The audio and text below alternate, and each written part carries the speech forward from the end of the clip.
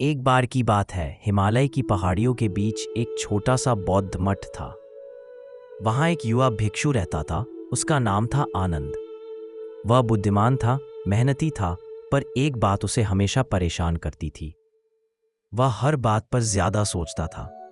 अगर कोई उसे कुछ कह दे तो वह बार बार उस बात को अपने मन में दोहराता। अगर किसी काम में जरा सी गलती हो जाए तो वह पूरी रात सोचता रहता, लोग क्या सोचेंगे, मैं क्यों असफल हुआ। धीरे धीरे उसकी यह आदत उसे भीतर से तोड़ने लगी।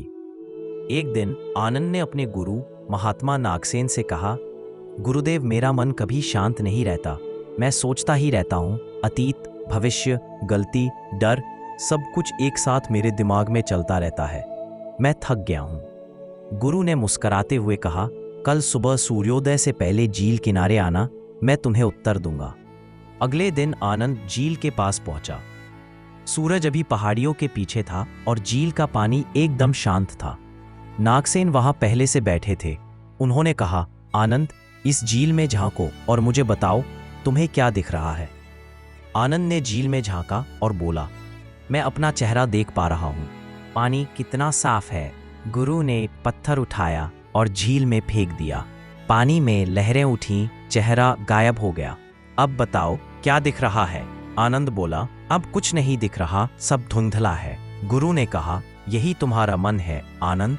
जब ये शांत होता है तब तुम सच्चाई साफ देख सकते हो, पर जब इसमें विचारों के पत्थर गिरते हैं, अतीत की चिंता, भविष्य का डर, दूसरों की राय, तो ये मटमैला हो जाता है।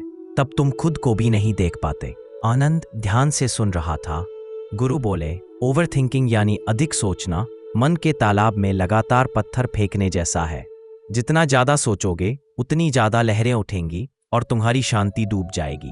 गुरु ने फिर कहा, अब बैठो और तब तक प्रतीक्षा करो जब तक झील फिर से शांत ना हो जाए। आनंद ने कुछ देर बाद देखा, धीरे धीरे लहरें थम गईं, पानी फिर से साफ हो गया। गुरु ने कहा, देखो आनंद, जैसे यह झील स्वयं शांत हो गई, वैसे ही मन को जब हम कुछ न करने की अनुमति देते हैं, वह खुद ही शांत हो जाता है। तूफान कभी हमेशा नहीं रहता। आनंद ने पूछा, लेकिन गुरुदेव, मैं अपने विचारों को रोक नहीं। वे अपने आप आते रहते हैं। गुरु ने मुस्कुराकर कहा, विचारों को रोकना आग को हाथ से पकड़ने जैसा है। जितना रोकने जाओगे उतना जलोगे, बल्कि बस उन्हें देखो। जैसे बादल आते हैं और चले जाते हैं, वैसे ही विचार भी आते जाते रहते हैं। तुम बस आसमान बने रहो, बादल नहीं।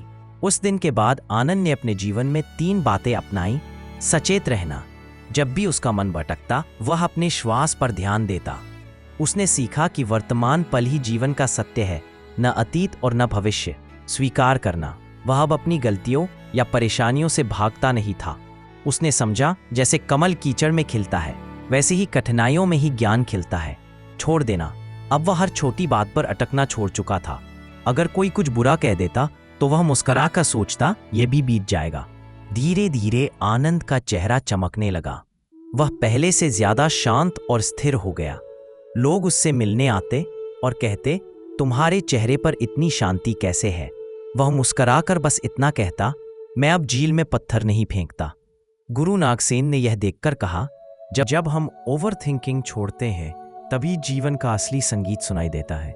कई वर्षों बाद आनंद स्वयं एक महान भिक्षु बन गया। जब कोई उससे अपने तनाव और चिंता की बात करता तो वह उसी झील के पास ले जाकर वही प्रयोग दोहराता।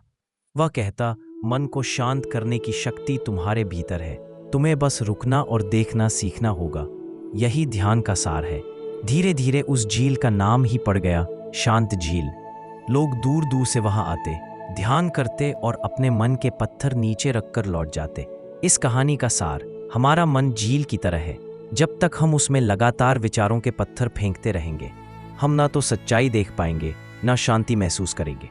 ओवर थिंकिंग कभी समाधान नहीं देता, वह केवल हमारे भीतर के शोर को बढ़ाता है। जब हम रुकते हैं, स्वीकार करते हैं और वर्तमान में जीना सीखते हैं, तभी भीतर बुद्ध जागृत होते हैं। अगर तुम आज बहुत सोच रहे हो, बहुत परेशान हो, तो बस कुछ पल के लिए रुक जाओ, गहरी सांस लो और याद रखो, झील को शांत होने में समय लगता है, पर जब वह शांत होती है तो उसमें आकाश भी साफ दिखाई देता है।